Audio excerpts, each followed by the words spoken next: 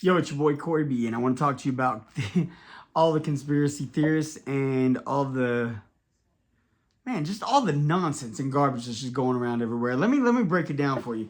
The reality is that most people who even claim to be conspiracy theorists, it's at the point that it's like this fad. It's like this cool thing. Guess what? I'm a conspiracy theorist. No, most of them aren't. Most of them think it's just cool because they've ultimately decided that they know who's done it.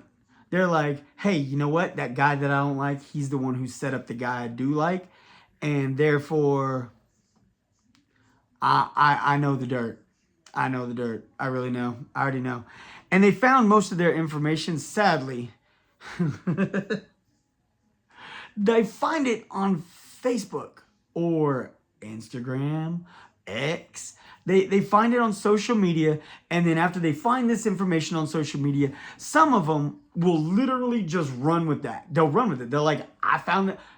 I got the dirt. I found it on social media, therefore it's real, right? Now, some of them will go a step farther, right? They'll take a step farther and they'll actually say, you know what I'm going to do? I'm going to research. They use this word research as if they know what it means, which most people do not know what real research is. They don't. They don't. They just don't get it. Oh, bless their hearts. They just don't get it. I think, honestly, most people, it should be a course that you have to take. It should be see, some people talk about the idea of like budgeting and stuff like that should be a course, and money management should be a course. You know, I think they should just incorporate that back into a math class like they did when I was in school. Because when I was in middle school, I remember I was in 7th grade and I did a checkbook was part of my midterm project. Like they gave us a checkbook, at the beginning, like the second 6 weeks or whatever, and they said by the end of the 6 weeks you're going to be turning it in, and that checkbook we're going to continue to give you assignments. And so it's like that can be incorporated into, I think, money management and budgeting is something that everyone should be skilled at. But I also think that can be easily incorporated into math class, and you can forego making it a separate class, because why make it a separate class? That's just silly. You learn mathematics and you learn how to apply mathematics. Okay, now, something that is a skill that everybody needs to know is how to do research. I spent years, I literally spent years in a research lab. I spent years in a social psych research lab at the University of Texas, in which they had in order to get a paper published, it was a 97% rejection rate. To get a paper published was just, it was mind-numbing. So it's like, it was, man, you had to battle. You had to work at it. You had to fight every day for every inch so you could get there and you could figure out what it is they're dissecting and finding out wrong with your experimental design. So they find something wrong with your data, your experimental design, your population, something. They constantly just find that one little thing that you were... And you think, you'd be like, I worked out all these details, right? And they'd pick apart. That was their job, is to pick apart it, right? To pick it apart.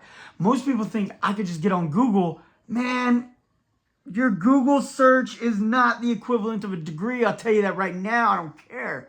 I do not care. Now, Elon Musk has been known for saying that he's like, you can learn anything you want from YouTube. You can learn anything you want online. You don't have to go to work, or you don't have to go work for your education. You can do it much simpler and much quicker and much cheaper. And he's not wrong, but he's also not right either. Because see, that, once again, back to this paradox of affluence, the reality is the more information that you have right at the tip of your fingers, the more false and faulty and flawed information you have right at the tip of your fingers. And people don't like to accept or realize that. They just don't get it. It's not that easy. Man. Elon Musk, the same man, is also quoted more than once. He said, I may not have graduated from Harvard, but I employ people that did. See, people like to choose the quotes they see from people that they like and say they like to run with it as that encompasses who that person is. No, man, that's a soundbite, man. That's not real. That's not perspective. That's not who the person is. That's not even their total mindset on anything. That is out of context and focused on one thing. He's saying, yes, you do not have to go to school for 4 years, 8 years, 12 years to learn everything you need to learn, but you absolutely... you have the ability to learn things at home. You can learn a skill. You can learn a trade. You make some effort. Get online. Get some books. Watch some videos. You can learn some things. But you can also learn some wrong things. And this same man did not graduate from Harvard, but he hires people who does because he knows he doesn't know everything. So he hires people who know things that he doesn't know. That's smart. That's just smart. People think they can do research, but they don't know what research is. So what they do is they get onto Google or Bing or Penguin or whatever all the other... They get on these search engines and they're like... and they will argue with you that this search engine is corrupt and this one's not and this one is and that one's not. Man, it's the dumbest, stupidest, most absurd nonsense. Like, if you know how to do real research, it's not through a search engine. Real research is not through a search engine. What that is the foundation for research. Research is when you actually do some effort on your own. See, people were skewed and their mind was warped just a little bit back when they were in 5th grade and 4th grade and they had to do a research paper. A research paper, which basically they were... that's different. A research paper is based off like biographies, right? You're doing a research paper on your favorite place, your favorite war, your favorite president or soldier or the most influential inventor in history or whatever, you know? So you pick a person and you're doing a biography. That's not the same as research. It's not. Now, people think it is, and that's why they go search for the facts that they want, because they were taught in 4th grade that's how to do it, but that's not research. That is reading over someone else's research. Research is actually collecting data. And when you're going to say you did research in something like the field of medicine or politics or religion or engineering, physics, whatever it is, you have to actually have been involved in those things. You can't read about it. Reading about it's not research. That is not research. Reading is not research. You got to be in it to research. You've got to do it to research. That it's collecting data based on a experimental design that you set up. If you don't set it up and you don't design it, you have not done research. I know very few people. Let me take a step back. I know far less people that have done actual research compared to the people who claim they do research. Everybody thinks they have a smartphone, they've done research. No, you haven't researched. It's not research. That is not research. It's a bibliography, man. It's a biography. That's you studying someone else's research. That's not research.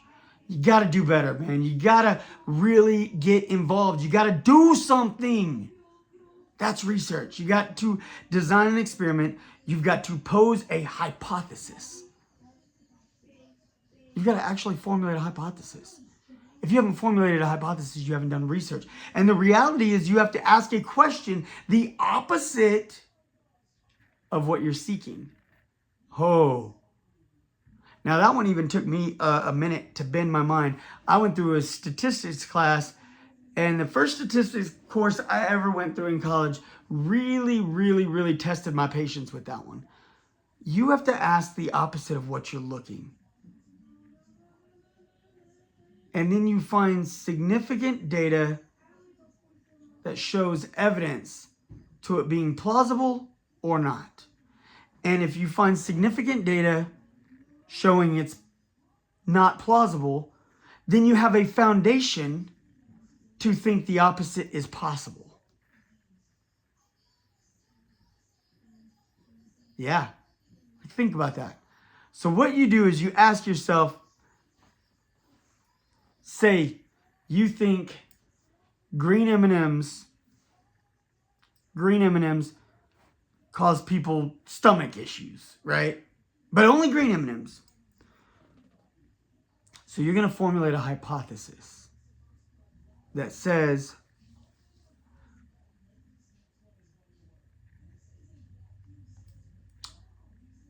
do the other colored M&Ms actually cause any stomach issues? Do colors besides green cause stomach issues? So you look for the opposite to see if you can isolate that variable. And so then you do a study. You actually take a population. Your population needs to be substantial enough in size. Then you take that population. Then you allow them to try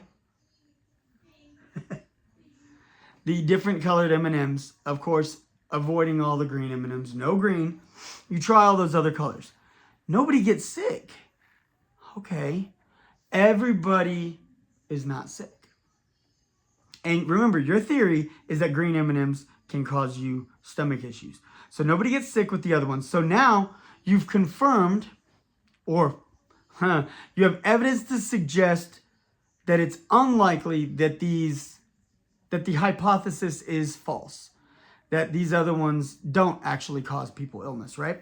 So then you formulate your next data point, right? Your next hypothesis is now let's isolate the green M&Ms, because now we have sufficient data to say why we're testing the green M&M. You can't just simply test the green M&M, because then that's not a real study, because you've left out the variables of the other M&Ms. So maybe it's not the green M&Ms, maybe it's all M&Ms. Do you see where I'm going with this? This is a complicated process. People don't like a complicated process. People don't want to actually put in the work. And what they do is they find studies online from people's blogs. And they'll be like, yeah, but it was written by a doctor's blog. Lots of doctors have their own websites. Lots of politicians have their own websites. Lots of actors, physicists, rappers, football players. Lots of people have websites. And you know what? They don't even know how to make one. They hired a guy and they said, hey, I'll pay you to build me a website that looks extremely professional and looks all legit. They make all the little, they code the whole website. It looks great, looks fantastic, looks very official. And then they begin posting their information on there. And they're like, hey, this is what I have, right? This is the information I have, right? This is what I've discovered, right? And they'll post it on there. And then so you'll get on Google or you'll get on your search engine and you'll search the thing you're looking for. Hey, do green M&Ms make people's stomachs sick? Oh, there's a website that says they do. Oh my goodness, who wrote it? A doctor, okay, it's written by a doctor. Let's scroll down, and most people don't even scroll down, but they just see a doctor wrote it and they see it confirms exactly what they were looking for, so they just take it. So they scroll all the way down and it says it was that they went to Stanford. It didn't say the study was done at Stanford. It says they went to Stanford. They went to Stanford. Okay, so they're a doctor. They obviously went to school somewhere. Doesn't mean Stanford supports this at all. It means they have a degree from Stanford. I went to UT. That does not mean UT supports all my research. My research that is published wouldn't be, if I published research today, it would not be under the approval of UT because I'm not doing it in their lab. Now, when I was in their research lab, everything that's my name's on is done under their umbrella. This is UT research. This is UT study. Anything I do today is not. But I can still put UT at the bottom saying, I went to UT. I'm a Texas X. Like, that's important to some people. That means something. Carries some weight, right? Now, I don't have a doctorate. It doesn't change the fact that to some people, a doctorate's not, that doesn't carry the weight either. Some people, that doctorate says something, that PhD or MD right at the end of your name, that carries something and that says, hey, I can trust this guy. Dude, how many doctors are wrong? You choose the doctor. There's all these doctors out there. There's 50 doctors out there that are saying green M&Ms cause stomach pains, and there's 50 other doctors out there saying that they don't. You choose to believe the one that you want, that says what you want them to say, rather than actually validating the study. So then, at that point, what you have to do is you have to read through the study. You have to find, is there any flaws in the experimental design? What was their hypothesis? That's number one. What's their hypothesis? How'd they come up with this? Okay, what's their background to formulate said hypothesis? What's the population they tested it on? Like, these are all, okay, what are the variables they included? What variables were left out? Like, all this information has to be accounted for. People don't understand that and they don't know it, but yet they think they do. They're like, hey, I read this thing and it said there was a study and they did it on, well, they found this guy that his polio was cured. His polio was cured? Really? Well, he doesn't have polio anymore. Oh, okay. Well, Billy Joe doesn't have polio anymore, so there you go. Now we know not only do green M&Ms not cause stomach problems, they cure polio. How about that? Like, this is how people do research. They just get on their phone. Oh my gosh. And that's how they do research. And then that's why you got all these people, because everybody and their mom out there wants to be somebody. They want to know something. They want to be the first one. It's awesome. It's a great feeling to know something, to be like, I figured something out. So everybody wants to post that they know something even though they know nothing. And then they post things that they don't know anything about. Then once they post things that they don't know anything about, then you got other people who buy into their crap because they get on their smartphone and they think their smartphone has told them something when it hasn't. It hasn't told you anything. It just confirmed and validated some silliness that you already thought. You searched for a website that would confirm it. You didn't search for a website that would disprove it. Try searching for something that would disprove it. Well, that's just going to tell me all the wrong people. Is it? Is it? Is it really going to tell you all the wrong people? It's going to, if you search the opposite of what you want to know, then it's going to tell you all the wrong people. But if you search what you know, it's going to tell you all the right people. People are just looking for validation. They're not actually looking to know or learn anything. They're not. It's frustrating and mind-boggling. And you got all these conspiracy theorists. You know what conspiracy theorists? Man, there's a great old movie. Watch Conspiracy Theory with Mel Gibson. That movie is awesome. That's a conspiracy theorist. You ever watch King of the Hill? Dale Gribble? That's a conspiracy theorist. That dude will tell you, man, the aliens are the ones controlling the government. And let me tell you, you know who's controlling the aliens? Man, these other aliens. And you know who's controlling those guys? Probably Russia. And you know who's controlling Russia? Man, probably the United States. You know who's controlling the United States? Man, these other aliens. Like, he doesn't believe anything. He believes everything is out to get everything else. Like, that's... And I'm using a completely ridiculous and ludicrous example. But so is the green M&M thing. It's ridiculous. The polio thing, it's ridiculous. But I'm not trying to debate and turn some of you off by talking about the real hot buttons that are really in our world right now. The things that people really argue over. The different things that are in social media every single day that people are fighting and arguing and disowning family members over. Okay, I'm not trying to talk about those things. I'm trying to talk about the actual idea of these conspiracy theorists who think they're conspiracy theorists. But they're really not. They just think someone's out to get them, and it's the someone they don't like. I don't like that guy. He's probably out to get me. I don't like that guy. He's probably out to get me. I don't like that group of people. They're out to get me. And I don't like that group of people, and they're out to get me. But I love them, and they're awesome, and I love them, and they're awesome, and I love them. And they got some flaws, but I can look past them. All right. That's what a conspiracy theorist is today. It's a person who wants an umbrella or a label above their head so that way they can discount facts discount real data in front of them. They can disregard it because they don't like it, and they can disregard it because they don't like it, and because they don't like it, they can just say, well, I'm a conspiracy theorist and I done figured out something, and that validates my reason for not liking the thing that you have a lot of evidence to suggest that it's valid and true. Well, I can discount that because I'm a conspiracy theorist and I know all that data is fake somehow. And a lot of times they'll have no valid. I mean, they will come up with the most obscure nonsense, and they'll expect you to believe it because they'll be like, "It's so crazy. How could I have made that up?" Right? Man, just you got to be kidding me. It's ooh. Conspiracy theorists almost never know what real research is. And what they do is they get online on their smartphone and they read things that they want to confirm the things that they dislike. They're like, I dislike this. Let me find something that tells me that it's bad. That's it. And it doesn't matter what you look for, you'll find something. I've had people tell me lately, they're like, so am I just finding all these things? And it's like, dude, it's because that's what you're looking for. If you looked for this, you'd find this. If you look for that, you'll find that. Because the reality is all of it's out there now.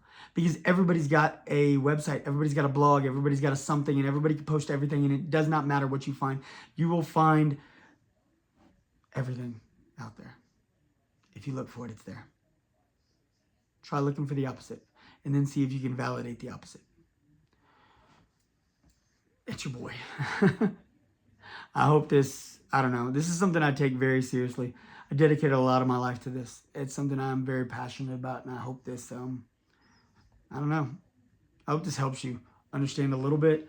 So maybe if you're one of those conspiracy theorists, you can take a step back and just really get some perspective. And if you're not one, but someone's driving you crazy, maybe you can have a talk with them, and if you're a real conspiracy theorist, man, I'm praying for you because that life is hard. I cannot imagine being scared of absolutely everything and believing nothing is actually for you, but everything is against you. I'm praying for you because even if you think everything in this world is against you, God is for you. God's for you. And if He is for you, then nothing can stand against you. Share this with somebody. Share it with somebody. Just take a minute. It's a long video. It's a longer one. It's not one of my shorter ones. I had a lot to say, and honestly, I could talk for another 2 hours probably. But I'm going to challenge you to just share it. Just hit that little button. Share it with somebody. It's your boy, and I'm out.